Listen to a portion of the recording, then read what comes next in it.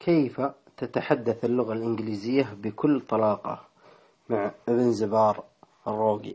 ما عليك إلا حفظ هالأبيات أو الكلمات عن ترجمة وراح تجتاز اللغة بكل تفوق.